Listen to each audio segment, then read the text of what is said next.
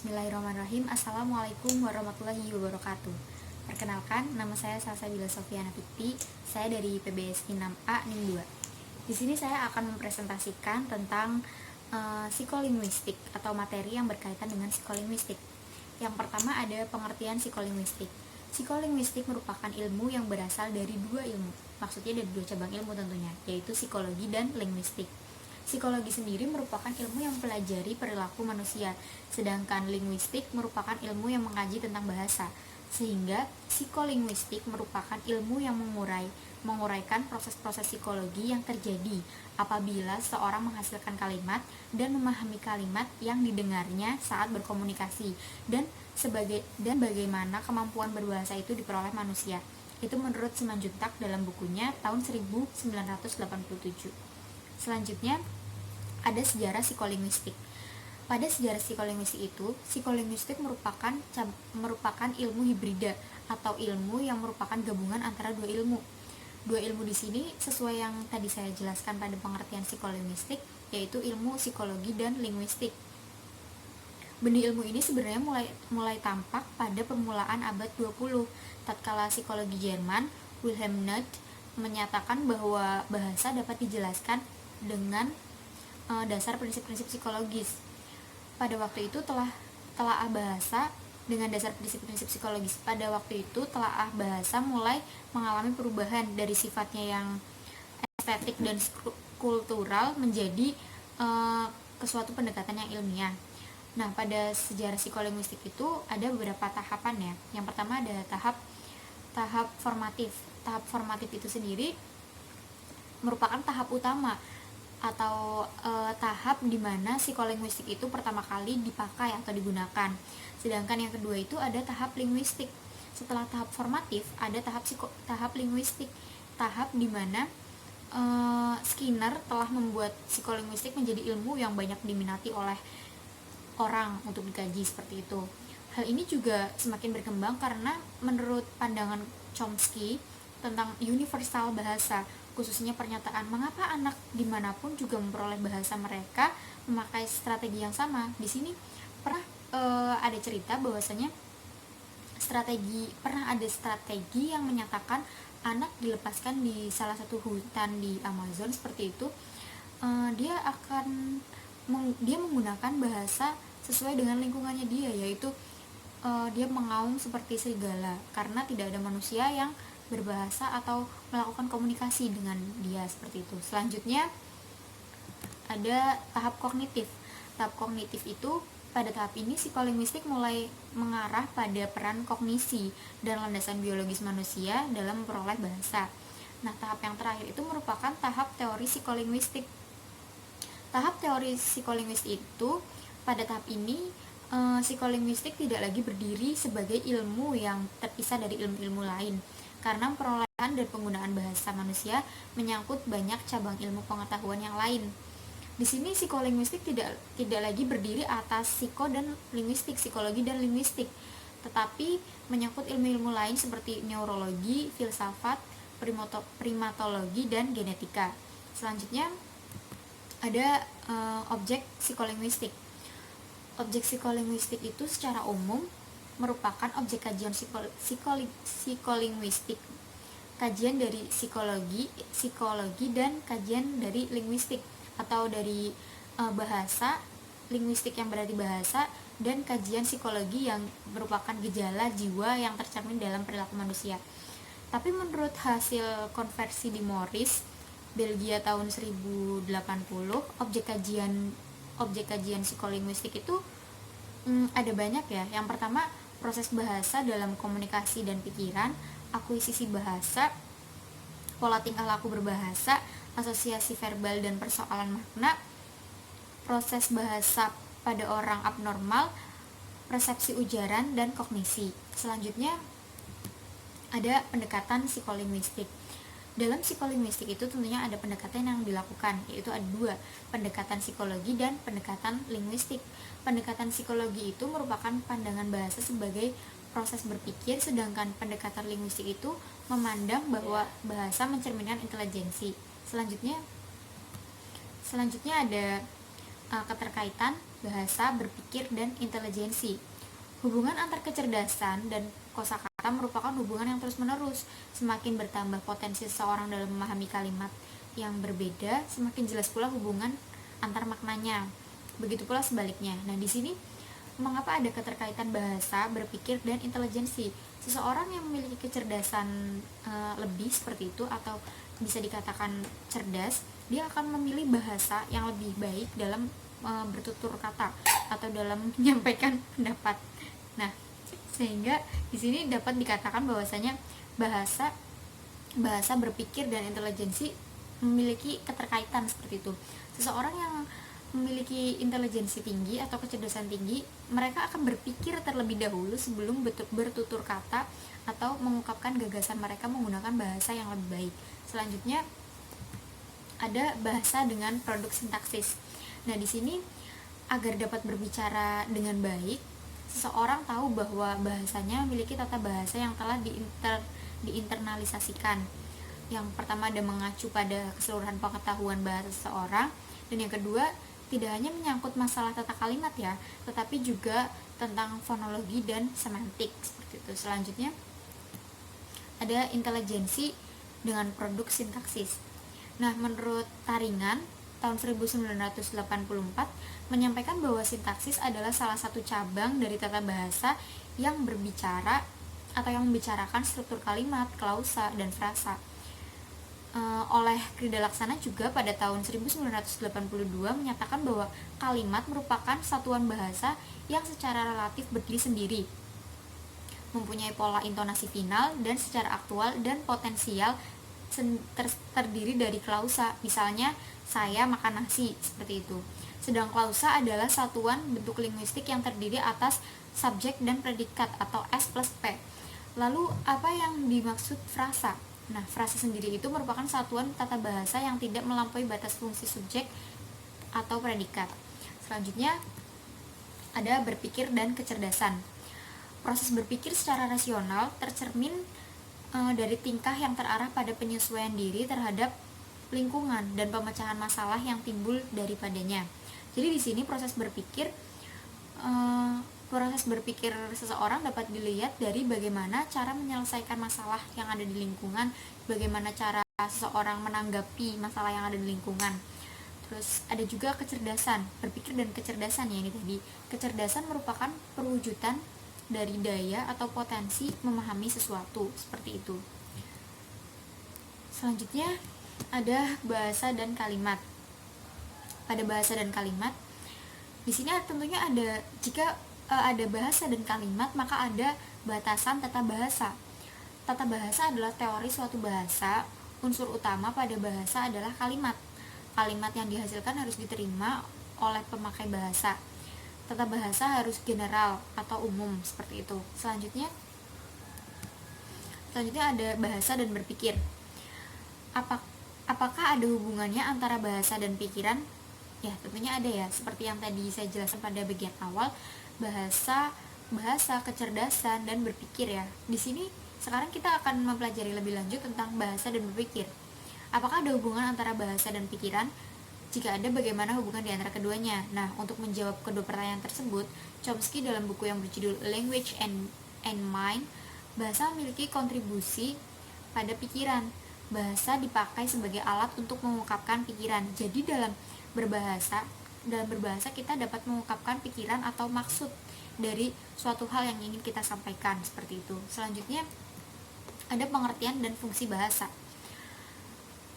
Pengertian dari bahasa itu sendiri adalah bahan-bahan untuk mengekspresikan segala yang tersirat dari pikiran orang. Nah, sesuai tadi yang saya jelaskan ya, bahwasanya jika kita ingin menyampaikan gagasan, menyampaikan ide-ide yang kita miliki, kita dapat mengungkapkannya melalui bahasa. Bahasa sebagai alat yang digunakan untuk manusia dalam berkomunikasi sehari-hari. Selanjutnya ada fungsi bahasa. Fungsi bahasa adalah untuk memenuhi keinginan individu dan mengungkapkan pikiran dan perasaannya. Jadi fungsinya itu sebagai alat, yang tadi saya jelaskan bahwasanya bahasa sebagai alat komunikasi ya. Bahasa memenuhi keinginan individu dan mengungkapkan pikiran dan perasaannya. Bahasa dapat menampakkan gagasan yang tersembunyi pada individu dan menampakkannya kepada orang lain dalam bentuk komunikasi seperti itu. Selanjutnya ada psikologi kalimat. Psikologi kalimat di sini, si penutur ingin mengetahui sebuah informasi dari penyimak mengenai keadaan dari sisi penyimak. Itu psikologi yang pertama. Psikologi yang kedua ada si penutur ingin mengetahui informasi mengenai tempat pendapatan buah-buahan yang pohonnya tidak tumbuh di Indonesia. Sedangkan psikologi yang ketiga ada si penutur untuk mendapatkan informasi mengenai alasan Indonesia untuk tidak membenarkan penjajahan. Di sini psikologi si penutur ini dapat berbeda sesuai dengan konteks atau keadaan pada saat itu. Selanjutnya ada perkembangan bahasa. Perkembangan bahasa di sini saya akan menjelaskan perkembangan bahasa yang diperoleh oleh anak ya. Yang pertama, anak berusia 0 sampai 3 bulan. Anak bayi yang masih berusia 0 sampai 3 bulan hanya bisa mendengkur ya. Nah, selanjutnya ada anak yang berusia 4 sampai 20 bulan. Di situ proses perabaan sampai kata tunggal. Jadi di situ anak sudah bisa mengatakan kata-kata yang sangat simpel seperti ma atau mam atau gimana seperti itu kata-kata tunggal saja. Sedangkan pada 21 sampai 36 bulan proses pemerolehan bahasa. Nah, pada proses ini anak sudah mulai mengetahui bahasa-bahasa atau mampu mengucapkan bahasa yang cukup kompleks seperti menyebut mama atau mimi seperti itu. Pada 3 sampai 10 tahun, di situ anak akan memperoleh pemurnian tata bahasa dan penambahan kosakata. Di sini 3 sampai 10 tahun sudah ada lingkungan baik dari lingkungan keluarga maupun lingkungan anak tersebut main dan sekolah. Jadi pemerolehan kosakata akan lebih banyak. Sedangkan pada usia 11 sampai 14 tahun pemunculan intonasi asing. Tentunya seiring dengan perkembangan anak tersebut dengan lingkungan yang semakin heterogen akan terdapat kosakata-kosakata baru yang tadinya asing menurut anak tersebut. Selanjutnya ada asal mula bahasa manusia. Nah, di sini sebagaimana yang telah dibahas bahwa bahasa merupakan sistem lambang dan bunyi yang arbiter yang digunakan oleh para anggota kelompok sosial untuk bekerja sama, berkomunikasi, dan mengidentifikasi diri. Dari data kelompok sosial yang terdapat pada definisi ini, kita dapat mengambil kesimpulan bahwasanya bahasa itu akan diperoleh pula melalui interaksi sosial. Apa jadinya jika seorang manusia dipisahkan atau terpisah dari kelompok sosial sejak lahir? Apa bahasa yang akan ia gunakan? Tadi sesuai dengan yang saya jelaskan pertama ya, bahwasanya orang yang pertama lahir tidak pernah berkomunikasi dengan orang lain dan misalnya tinggal bersama hewan-hewan, maka bahasanya pun akan seperti hewan itu sendiri. Jadi di sini bahasa manusia itu berasal dari manusia itu sendiri atau kesepakatan dari lingkungannya itu sendiri. Selanjutnya ada pemerolehan bahasa manusia. Seseorang telah memiliki bahasa biasanya kurang atau bahkan tidak begitu memikirkan bagaimana dia memperoleh bahasa. Masalah pemerolehan bahasa pada manusia ini juga termasuk salah satu kajian psikolinguistik. Dalam psikologi terdapat aliran nativisme, empirisme, kelompok konvergensi. Nah, di sini nativisme mengatakan bahwa pendidikan anak tidak diperlukan lagi. Karenanya pada dasarnya anak telah memiliki kemampuan sejak lahir yang dibawanya karena faktor keturunan. Jadi nativisme ini mengatakan bahwa kecerdasan anak dalam berbicara, dalam berbahasa itu merupakan keturunan yang dimiliki. Selanjutnya kedua itu empirisme mengatakan bahwa pembentukan kemampuan anak berdasarkan faktor lingkungan. Jadi pembentukan kemampuan anak dalam berbahasa itu dari faktor lingkungan itu sendiri. Yang ketiga ada kelompok konvergensi yang menyatakan bahwa kemampuan anak ditentukan oleh faktor keturunan dan faktor lingkungan. Jadi dua gabungan dari nativisme dan empirisme. Selanjutnya ada aliran psikologi. Di sini aliran psikologi juga berpengaruh terhadap bidang linguistik mengenai permasalahan bahasa tentunya. Berikut beberapa pendapat tentang pemerolehan bahasa. Yang pertama ada pandangan strukturalisme atau behaviorisme yang menyatakan bahwa seseorang dapat memperoleh bahasa maka orang bersangkutan harus berlatih. Jadi harus kontinu, harus terus-menerus berlatih bahasa tersebut. Nah, kedua ada pandangan mentalisme yang menyatakan bahwa kaum mentalisme mengatakan bahwa bahasa itu diperoleh karena adanya faktor keturunan. Dan yang ketiga ada pandangan kognitivisme. Dalam pandangan kognitivisme ini, anak dapat memperoleh bahasa karena perkembangan umum yang kognitif atau mempelajarinya dulu. Selanjutnya, dua sisi otak manusia ya. Otak sebelah kiri dan otak sebelah kanan mempunyai fungsi yang berbeda-beda dan khusus. Perkembangan fungsi verbal otak sebelah kiri dan disebut lateralisasi, dan kemudian kemampuan berbicara seseorang berpusat pada otak sebelah kiri. Oleh karena itu, luka bagian depan dari otak bagian kiri akan mengakibatkan banyak hal.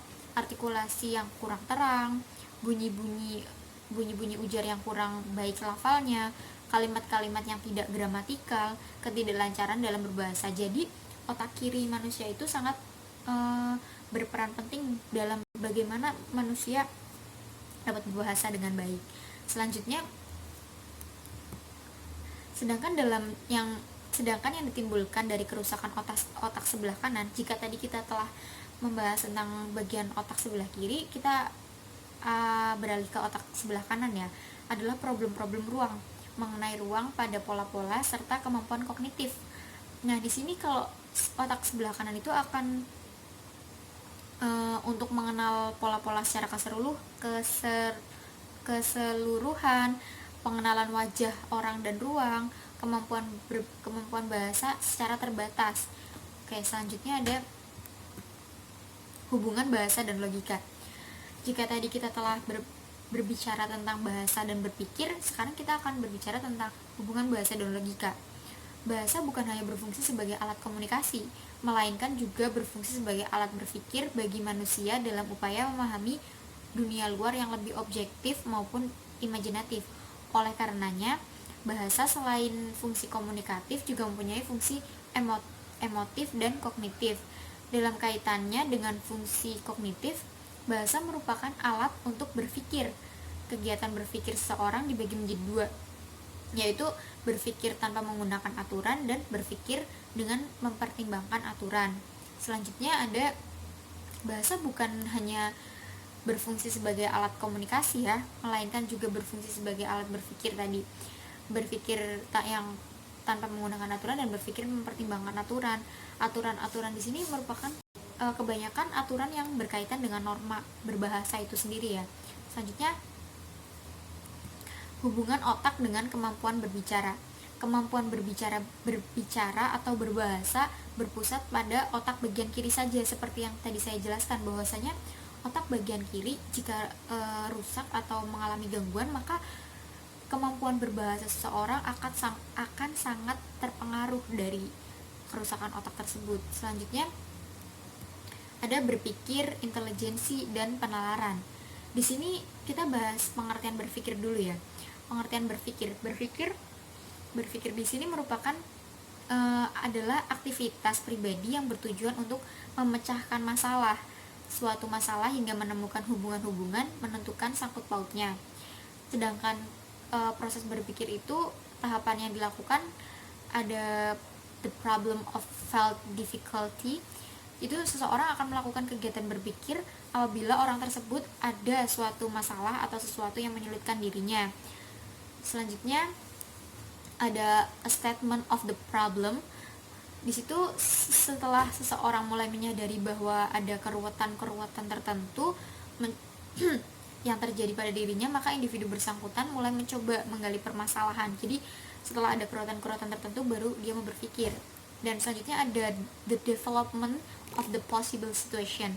Nah, di sini ada permasalahan fundamental yang telah ditentukan pada kemungkinan mengalami perkembangan tertentu sehubungan dengan perubahan situasi. Jadi tergantung situasi dan kondisi tertentu baru seseorang akan berpikir. Selanjutnya ada the tentative acceptance of one solution. Nah, di sini pada tahap ini seseorang mulai berpikir mencoba melaksanakan pemecahan dari masalah yang dihadapi. Selanjutnya ada its final acceptance of the rejection on the basis of the proof. Nah, di sini setelah berbagai kemungkinan diuji cobakan, pada kemungkinan yang berhasil baik, ada kemungkinan yang tidak berhasil. Hasil pemecahan yang baik akan cenderung dipakai dan hasil yang buruk tidak dipakai. Selanjutnya ada perilaku kemampuan berpikir. Individu yang satu dengan yang lain itu pada dasarnya memiliki perbedaan kemampuan berpikir ya. Oleh karena itu ada individu yang berintelijensi tinggi, normal, dan rendah seperti itu. Perbedaan intelijensi itu dipengaruhi oleh dua faktor, yaitu faktor pembawaan dari diri atau keturunan dan faktor lingkungan. Akibatnya kedua faktor tersebut menimbulkan dua pandangan yang berbeda mengenai intelijensi itu, yaitu ada aspek kualitas dan aspek kuantitas. Selanjutnya ada berpikir dan intelijensi. Kemampuan berpikir seseorang itu dapat diukur dengan sebuah tes yang lazim disebut dengan tes intelijensi. Intelijensi itu pada hakikatnya merupakan suatu kesanggupan atau kemampuan jiwa. Jadi, intelijensi itu bukan merupakan suatu benda atau substansi, melainkan suatu kekuatan jiwa. Kesanggupan atau kemampuan jiwa itu lebih ditekankan pada kesanggupan dan kemampuan berpikir seseorang. Oleh karena itu, dapat dikatakan bahwa intelijensi itu pada hakikatnya merupakan kualitas dari pikiran seseorang atau merupakan kemampuan berpikir seseorang. Ada tingkat intelijensi itu, ada EQ, yang masing-masing individu memiliki kemampuan berpikir intelijensi yang berbeda-beda. Selanjutnya ada tes intelijensi dan manfaatnya.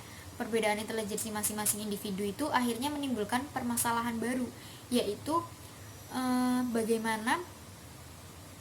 bagaimanakah cara mengetahui tingkat intelijensi masing-masing individu. Nah, untuk menjawab hal tersebut, maka diadakannya tes intelijensi dan manfaat dari intelijensi itu tersebut untuk mengetahui intelijensi yang dimiliki setiap orang. Selanjutnya ada penalaran. Nah, apa itu penalaran? Penalaran adalah suatu proses menyusun hubungan rasional antara bukti dan pendirian untuk memperoleh simpulan. Penalaran dapat dinyatakan sebagai dalam dua cara, yaitu penalaran secara eksplisit dan penalaran secara implisit. Penalaran secara eksplisit terjadi apabila sebab dan akibat dari pernyataan tersebut dinyatakan dengan jelas, sedangkan penalaran yang kedua itu tadi, penalaran implisit, itu berbeda dengan penalaran yang tadi saya jelaskan. Selanjutnya ada kaidah logika formal. Penalaran yang didasarkan pada kaidah logika formal sering disebut silogisme. Silogisme merupakan pernyataan yang di dalamnya didukung oleh tiga hal: premis mayor, premis minor, dan simpulan atau konklusi. Nah, berikutnya merupakan hasil pikiran yang diperoleh melalui operasi yang prosedural. Selanjutnya ada bahasa dan berbicara. Bahasa merupakan sistem tertentu dan lambang bunyi yang bermakna bagi segala sesuatu kejadian-kejadian yang ada di lingkungan. Di samping bahasa itu sebagai alat berpikir yang penting bagi manusia dan komunikasi sosial serta saling tukar pendapat di kalangan orang-orang. Ya, selanjutnya ada hubungan bahasa dan berbicara. Hubungan bahasa dan berbicara seperti yang sudah dijelaskan pada pengertian bahasa tadi ya, bahwasanya bahasa merupakan alat komunikasi anggota masyarakat berupa simbol bunyi yang dihasilkan oleh alat ucap manusia, atau bahasa merupakan sistem komunikasi yang arbiter atau mana suka atau mempergunakan simbol-simbol vokal. Nah, dengan ini bahasa mempunyai erat kaitannya dengan proses komunikasi atau berbicara, karena tidak ada satupun peristiwa komunikasi yang tidak melibatkan berbicara, seperti itu. Selanjutnya, nah, ada berpikir, intelijensi, dan bahasa. Berpikir, seperti yang tadi saya jelaskan ya, bahwa berpikir adalah kegiatan mental yang melibatkan kinerja otak, sedangkan intelijensi adalah kemampuan yang dibawa sejak lahir atau kecerdasan.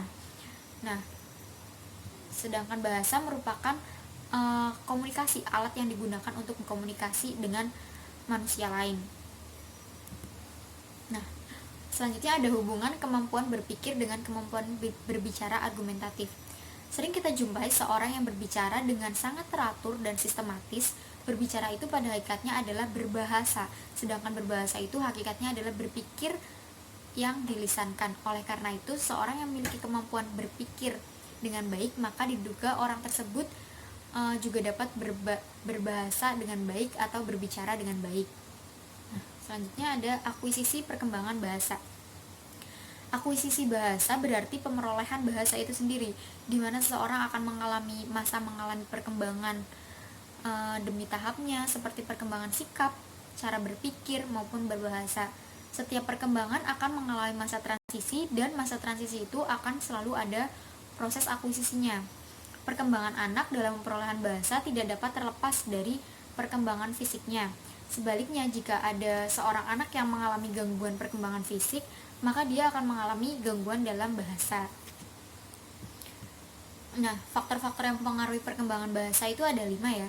Faktor kesehatan, faktor intelijensi atau kesehatan, faktor status sosial dan ekonomi keluarga, faktor jenis kelamin, dan faktor familiar.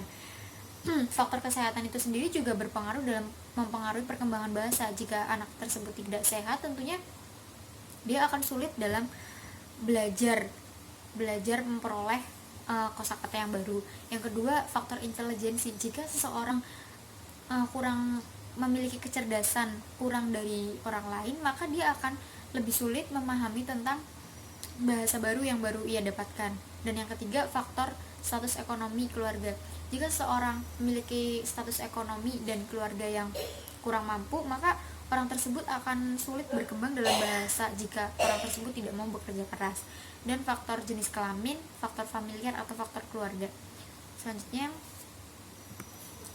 ya hanya itu yang dapat saya sampaikan mengenai materi tentang psikolinguistik. Mohon maaf atas segala kekurangan. Wassalamualaikum warahmatullahi wabarakatuh.